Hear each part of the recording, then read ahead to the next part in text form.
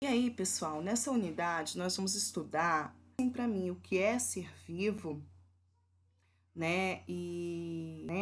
Porque quando você fala para uma criança o que é ser vivo, ela logo fala de animal, às vezes planta. Mas é difícil uma criança falar de uma mosca, de um fungo, né? De árvores de uma forma geral, ou ela vai falar de seres humanos, que também são seres vivos, né? Mas nessa imagem a gente tem aqui representantes de seres vivos, né? As aves, os mamíferos, como o elefante, os seres humanos, animais vertebrados, né? Os peixes, que também são animais vertebrados, animais invertebrados, como a mosca, o fungo, que não é animal e também não é planta, né? As flores. Isso é que a gente precisa reconhecer nessa unidade, tá? Então, aquela atividade que vocês estudaram, atividade em sala que vocês fizeram, diagnóstico, era para saber o que vocês se lembram sobre seres vivos, né? E o correto mesmo de se dizer é que ser vivo são todos aqueles que possuem célula, pelo menos uma célula, como seres unicelulares, como é o caso das bactérias e cianobactérias, né? Então vamos lá para nosso estudo de hoje. Essa imagem, queridos, é possível vocês perceberem aqui uma infinidade de seres vivos, né? Muitos deles nós não temos no Brasil, como o leão, a zebra, a girafa, mas a Mata Atlântica é comum aqui do nosso país, né? E aqui a gente pode ver desde árvores grandes, desde microscópicas, como os musgos, né? Como o limo, por exemplo. E aí, nessa unidade, vida e evolução, nós vamos entender um pouco, né, do corpo humano, da diversidade existente no planeta, dos seres vivos, das plantas, das características dos animais, cadeia alimentar, né, micro-organismo, nutrição do organismo, hábitos alimentares, integração entre o sistema digestório, respiratório e circulatório, né? Então, assim, essas são as habilidades que eu copiei e colei, né, da BNCC, que eu não vou ler, porque são várias, no decorrer dos estudos vocês vão reconhecendo, né? Então, como eu havia mostrado para vocês e já dito, ser vivo é aquele que é dotado de célula, tá? Então, quando a gente vai falar de ser vivo na educação infantil, basta que a criança perceba que a planta e o animal é diferente de uma pedra, tá? Você pode fazer uma experiência de colocar umas folhas dentro da sacolinha e fechar. Vai acontecer condensação, né? Porque a planta libera vapor de água pela folha e a criança vai perceber que aquela água não estava ali, então você pode dizer que é a água vinda da respiração da planta. Você também pode fazer isso com alguns animaizinhos, alguns besouros, né, para mostrar. Então a criança na educação infantil, ela não vai compreender o que é célula, ela não vai conseguir entender, tá? Mas nada impeça que você comece a falar para ela que existem seres microscópicos que os nossos olhos não vê, que é preciso ter um aparelho chamado microscópio, tá? Para que ela veja os seres vivos, né? As células. E caso vocês, né, não tenham recursos na escola, é válido pegar papel cartão e representar o desenho desses micróbios, dessas bactérias, né? O meu filho, o ano passado, na escola, o ano retrasado, na escola dele, fizeram esse trabalho da importância de lavar as mãos, né? E aí fizeram as bactérias no formato delas, no papel cartão, com cara feia, cara de bravo, e as crianças elas tinham que destruir aquilo ali. Então aqueles papéis foram colocados na água e sabão, desmanchou e eles puderam perceber que água, sabão e álcool destruía aquelas bactérias que poderiam causar doença, né? Então de uma forma lúdica foi trabalhado com elas a existência desses seres. Quando elas vão pegando uma certa idade, o próprio material didático vai falar de célula, tá? eu tenho ciência e plena certeza que célula está no 5º ano, tá? E aí sim, você trabalha o conteúdo de célula, falando que todo ser vivo é feito de célula, tá? Porém, você não entra em detalhes nas organelas, até porque isso ela vai ver lá no 6º ano, no 8º ano, a função. Eu fui buscar a revista super interessante desse mês, que ela fala sobre vírus e inclusive o coronavírus, né? E é uma revista que depois eu vou estar entrando em contato com vocês, fazendo uma videoaula para falar sobre o vírus, né? O vírus, ele não é um ser vivo, porque ele não tem célula. Ele tem partes de moléculas que constituem uma célula, mas ele não tem uma célula propriamente dita. Então, o vírus, ele não é um ser vivo, tá? Nós temos como seres vivos aqueles que possuem uma ou mais células, tá? Então, a gente trabalha com eles, né? Que o ser vivo podem ser unicelular ou pluricelular, ou também o termo multicelular. E aqui, né, nós temos uma célula eucarionte animal. Por que eucarionte animal? Eucarionte porque ela possui um envoltório na região central que protege o DNA, tá? Que é essa região chamada de núcleo. O núcleo é uma bolsa, uma espécie de membrana que envolve o DNA, o material genético da célula, tá? Acredita-se que, segundo os evolucionistas, né, os biólogos evolucionistas, que esta célula era primitiva, existia nos primórdios da Terra, até que em um determinado momento ela fez simbiose com outro ser vivo. Um outro ser vivo entrou dentro dela, né, que é a mitocôndria. Acredita-se que no passado ela foi uma bactéria que se alojou dentro dessa célula e que passaram uma a auxiliar a outra, e com o passar do tempo, essa célula foi evoluindo e originou essa célula eucarionte, né? Existe essa teoria, digamos assim. Então, as células, elas podem ser classificadas em 3 tipos. Essa é a eucarionte animal, dita mais complexa, porque ela possui mais organelas.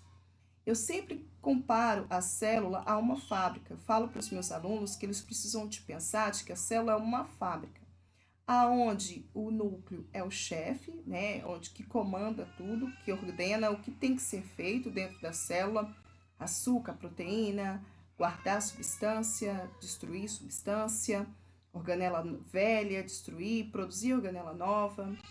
E existem organelas que produzem açúcar, que guarda substâncias, que joga fora substâncias velhas, que destrói substâncias velhas, que atacam vírus e bactérias que tentam entrar na célula, tá? Então, aqui nós temos, né, a célula carionte animal, novamente, é uma célula mais complexa, como eu havia dito. Então, ela tem várias organelas. A mitocôndria é uma das principais porque vai produzir energia. O complexo Golgi vai produzir bolsas, vai guardar substâncias, assim como o retículo endoplasmático. Os ribossomos, que são esses pontinhos, podem estar livres e podem estar presos no retículo endoplasmático. Vai produzir proteína. Lembrando que depois de água, o que nós mais temos no nosso corpo é proteína.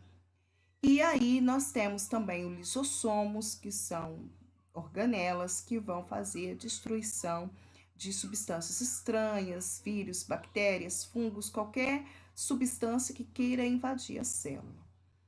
Essa é animal, é a nossa célula, que está presente em todos os animais, tanto vertebrado quanto invertebrado, tá? Existe uma outra, que é a mais simples de todas, que ela é chamada de célula procarionte. Essa célula, pessoal, é a célula da bactéria, da cianobactéria, é a célula que não tem muitas organelas, tá? ela pode ter uma cápsula, né? E que a gente chama de encapsulada, bactéria encapsulada. Abaixo dessa cápsula, que geralmente é de celulose, tá? Por isso que está escrito parede celular, você tem uma película bem fininha chamada membrana plasmática. Dentro da membrana plasmática está um líquido gelatinoso, geralmente claro, incolor. Aqui, essas cores que estão aqui, elas são fictícias, tá? As células são transparentes, elas são coloridas artificialmente para que a gente possa identificar as partes constituintes. Então, esse líquido incolor, transparente, né, gelatinoso, que parece uma clara de ovo, é o citoplasma, onde estão mergulhados, né, algumas organelas. Como essa é a mais simples, ela só tem ribossomos, que produz para ela proteína, tá? E o DNA. O DNA da bactéria é um DNA circular que está solto no citoplasma sem nenhuma proteção, sem nenhuma película protegendo, tá? Que parece aí, olha, uma sopa, né, de macarrão. Justamente isso, o DNA está solto. É por isso também que é muito fácil matar uma bactéria. Primeiro, porque ela só tem uma célula. Segundo, que se eu usar sabão, né, detergente, álcool, qualquer produto de limpeza, eu vou destruir essa parede celular, que geralmente é feita de celulose, mas existem algumas outras substâncias. E a partir do momento que eu destruir a parede celular, eu já vou criar uma pressão grande, que já vai destruir a membrana plasmática, que está aqui embaixo, seria essa parte mais azulzinha. E aí todo esse líquido que está aqui dentro vai vazar, extravasar, e ela vai deixar de existir. Algumas bactérias podem possuir um aparelho, né, para locomoção, como flagelo, ou até mesmo cilos, ou pilos, está escrito aqui, mas geralmente são cílios que a gente pronuncia na língua portuguesa. Outras não têm nenhuma dessas estruturas, elas são inertes, ou seja, ficam paradas, né? E aqui as das plantas, que são as células eucarionte também, porém vegetal. O nome já diz, ela está presente em todos os vegetais e ela tem características que são peculiar, né, de vegetal. Ela também tem parede celular, todavia a parede celular dos vegetais costuma ser mais grossinha, né, mais quadrada, cheia de quininha, ó, uma forma geométrica, tá vendo? Essa parede celular, ela serve para dar proteção a essa célula, né? É por isso que a planta perde pouca água, ela tem essa parede celular que evita a perca de água, que dá uma proteção, como se fosse um envoltório, uma capa protetora da célula vegetal. Abaixo nós temos a membrana plasmática, que aqui quase não dá para ver, né? Aqui, ó, nessa parte branca, que seria a membrana plasmática. Dentro dela eu vou ter o mesmo líquido transparente, gelatinoso, que é o citoplasma, onde estão mergulhadas as organelas que vão trabalhar para a célula.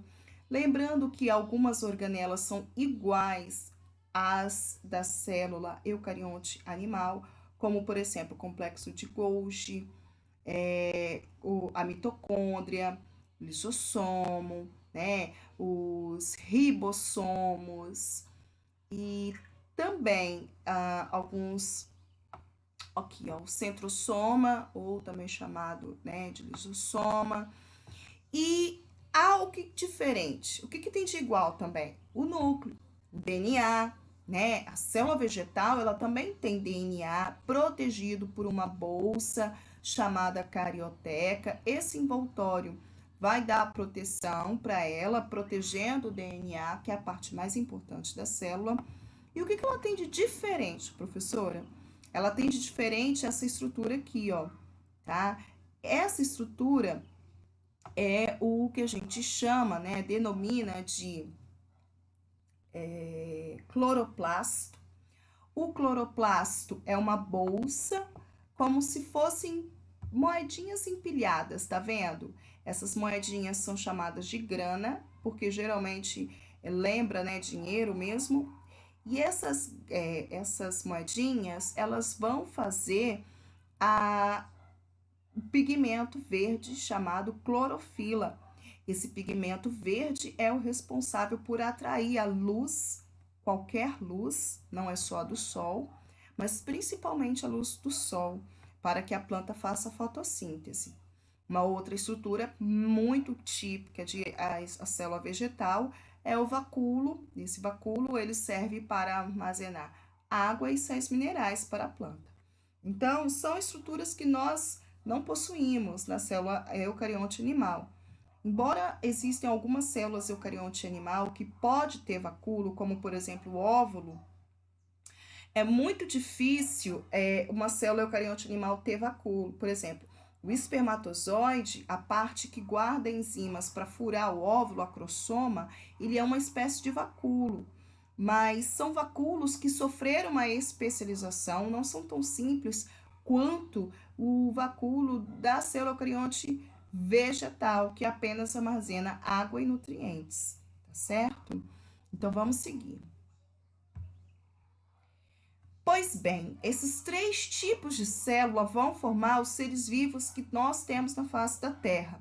Lembrando que eu já disse, eles podem ser unicelular ou pluricelular.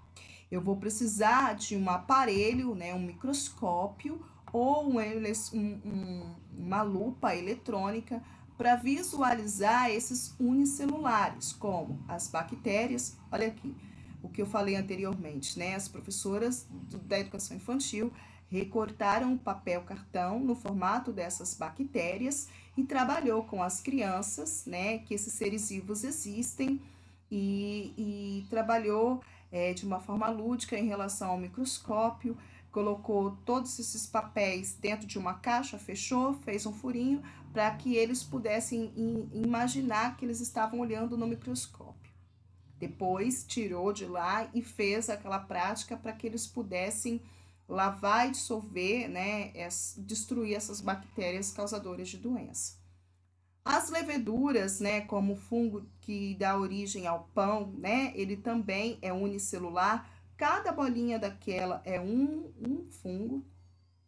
Os protozoários, que são do reino protista, eles são unicelulares, geralmente existentes em água suja, em lama, água parada. As algas unicelulares, né, também, né, são representantes dos seres unicelulares. Algas unicelulares eu encontro em poças de água, em lama, em lagoas eutrofizadas, né, com a grande quantidade de cor verde. Aquilo ali são algas que dão aquela cor verde. E os seres pluricelulares são aqueles que são dotados de muitas células, como os fungos, que formam os cogumelos, as algas, né, as plantas, os animais vertebrados e os invertebrados, como insetos, moluscos, entre outros. Se fôssemos para nós pensarmos em quais animais ou quais seres vivos mais existem na face da Terra, certamente você diria o quê? Que são plantas? Que são insetos?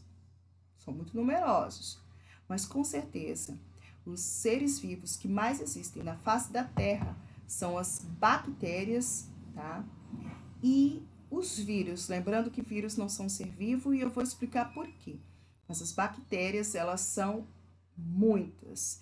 Elas superam o número de seres vivos existentes no nosso planeta, tá? Até aí tudo bem, pessoal? Tá dando para entender? Qualquer dúvida, deixe em comentários.